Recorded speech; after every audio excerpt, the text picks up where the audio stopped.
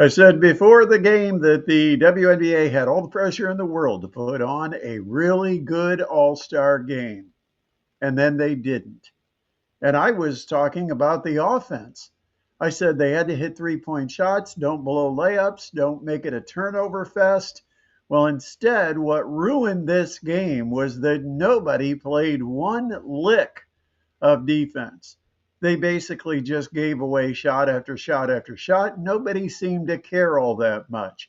As a result, the game ended up unwatchable. It ended up being a typical all star game, and it reminded me why I don't like all star games to begin with.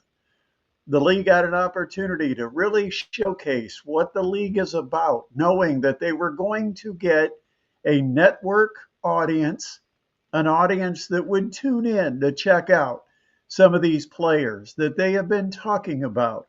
That it's not a league that's just built around one player. There's plenty of talent for teams as well.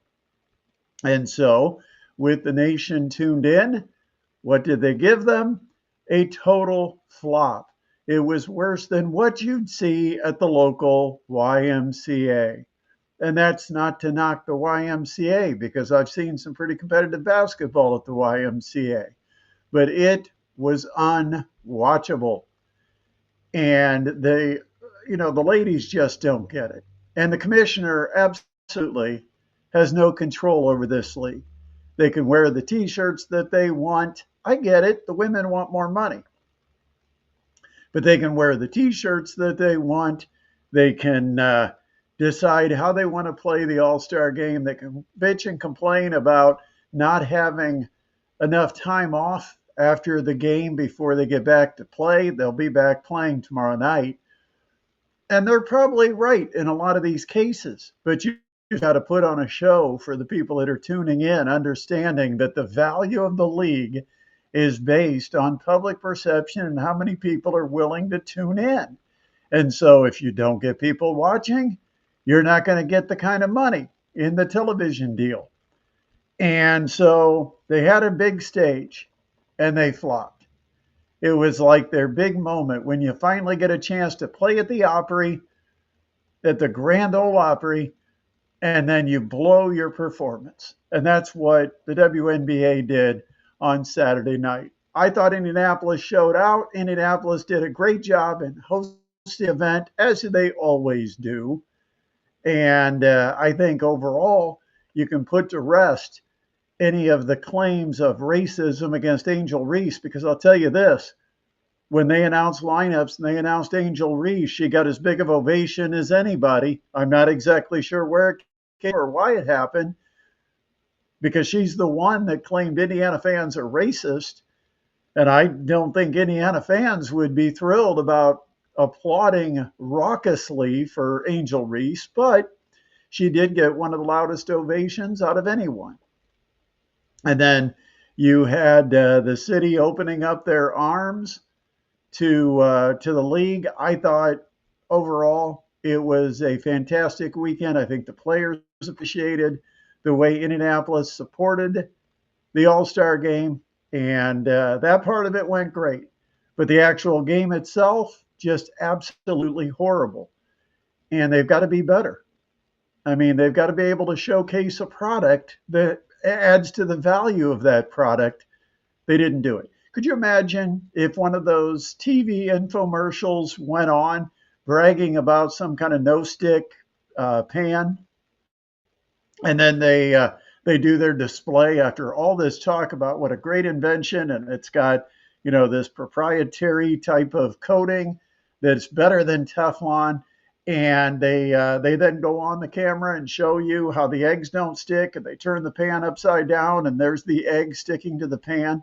That's basically what we saw with the WNBA, talking about all the great players and what a great league it is, and that it's so watching for more reasons than just Caitlin Clark. And then they went out and showed you why the league watches Caitlin Clark and pretty much nothing else. Now, Nafisa Collier did have a heck of a game, and so you've got to give her a lot of credit because she played pretty well and set an all-time record. The 4-point play, the 4-point shot, that completely backfired on the WNBA. Again, another giant brain fart from the commissioner. And if you need a new commissioner, I am putting myself out there. Please put my name in the hat. Let's talk, because I would be more than willing to save this league before this commissioner ruins it, and get this league on the right track. Now, there's a few things. Number one, people are kind of ignorant as to how the whole CBA needs to work. Yes, in the NBA, you've got almost an even 50-50 split of revenue between the players and the NBA and the owners. And that's fine. When you're an $11.5 billion a year, and probably even more this past season, but $11.5 billion from 23-24 generated by the NBA. When you've got $11.5 billion coming in, you split it, and the owners are still getting almost $6 billion. And I don't think they're upset about getting $6 billion after they pay their players. But in the WNBA, it's not a multi-billion-dollar league. It's a $200 million a year league. That's a big difference, because now, if you did have a 50-50 split, out of the 100 million that the owners are keeping, you've got to pay for arenas, you've got to pay for staffing, you've got to pay for food, flights, hotels. That stuff gets chewed up in a hurry. Merchandising, retail space, all the things that come with the expenses. You got to pay for the league office, all the things that have to be paid for. And you've only got 12 teams, 13 teams, maybe on its way to 16 teams that can pay for it. So I thought, the idea of a 50-50 split, forget about it. It isn't going to be equal in that regard. But I do think the women need to get a contract that pays them fairly. I don't think $78,000 for a player like Caitlin Clark is fair, and they've got to figure out a way to address, number one, NIL. Because right now, good players in college have no incentive to go pro. None. They're going to make more money playing the college game, and you can't have a league that has no benefit to a player coming out of college. None. Whether it means aligning players with more marketing opportunities, bringing in more corporate sponsors, so there's already a tie-in with some of the players entering the league. But right now, it's a broke system, and you do have to pay players more money.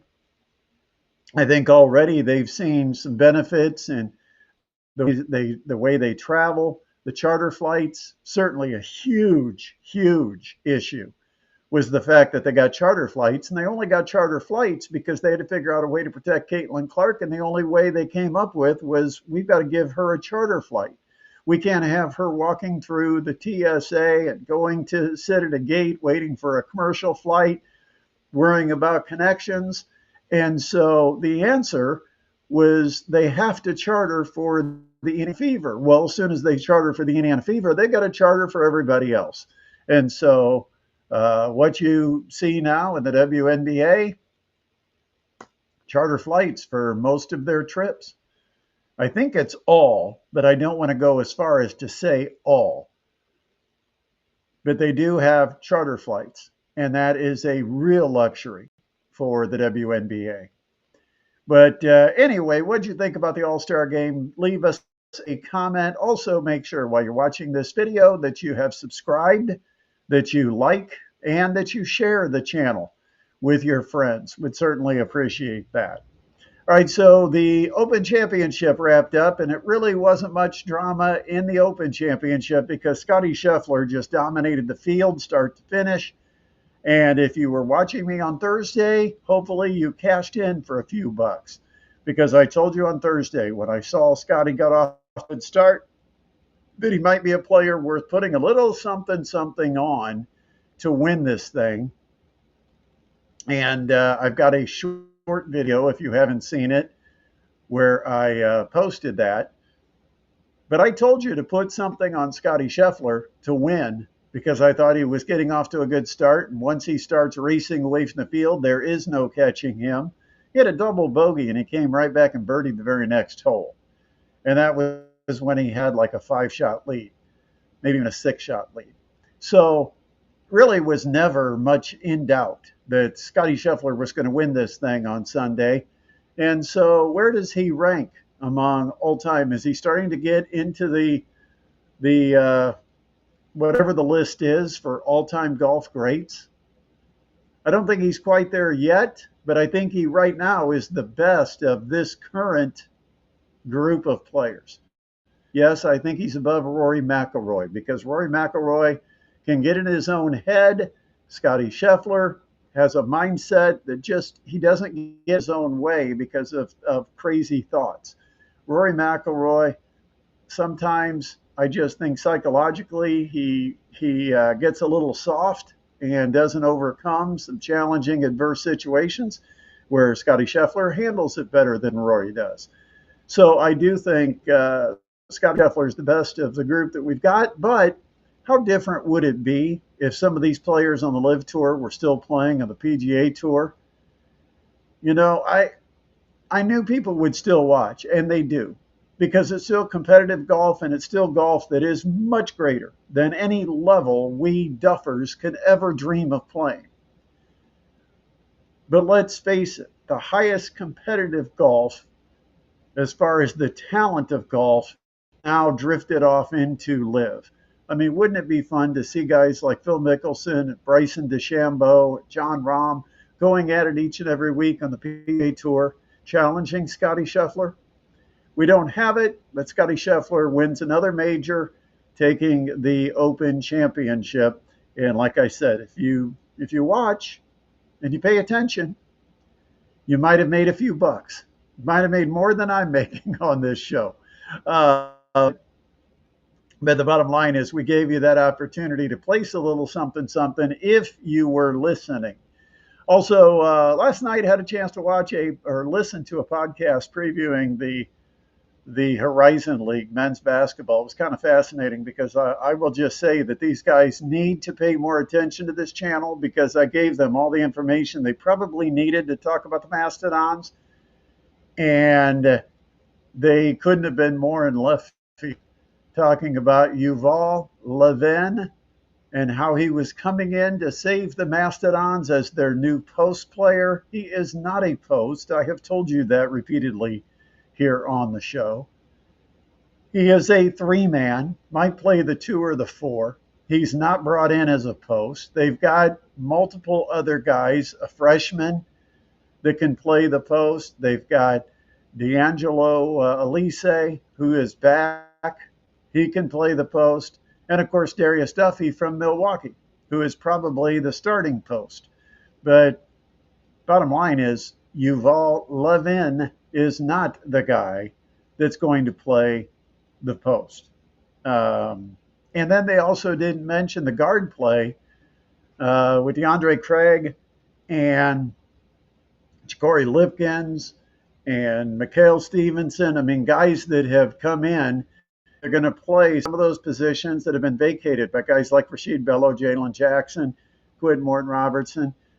We talked about the Dons being a tall team, and there was no mention of that. But the Dons can be a very tall team. In fact, they talked about Purdue Fort Wayne's weakness is on the rebounding, and I'm like, this team's going to be very tall and should not have a problem competing on the glass. But you should check that out. Tonight, my son heading to Lone Depot Park? Is that the name of it down in Miami where the Marlins play? I told him, I said, keep an eye out. You're going to see plenty of former tin caps on the field when the Padres play the Marlins. Padres have, I think, 3 players. I think the Marlins have 3 or 4 players. And then you've got, of course, Jack McMullen. I said, if you want to see another former tin cap, look up in the radio broadcast booth. So my son should have fun tonight at that game. By the way, to answer the question, he has been, I guess, officially ordained a Miami sports fan. Now that he's a fan of the Panthers, he is wearing his Miami Marlins jersey to the game tonight. I saw that. So there, you have that. You go down there, you can't help it. They're on TV every day, and you reside down there for the last 9 years. You end up being a Marlins fan. But he'll be at the game tonight. He should have fun. Once again, make sure you subscribe. Make sure you follow the channel. Always appreciate you doing that. We are going to have plenty more to talk about. By the way, the that special exemption that the Pacers applied for was approved, which means they can pick up an extra player to replace Tyrese Halliburton. Now, it would probably still put them into the luxury tax threshold of the salary cap if they choose to do it. But Chad Buchanan on a podcast said he was not opposed to doing that. The right player came along. I don't think they feel desperate, but they do have that luxury that if there's someone available, they can go out and make a signing.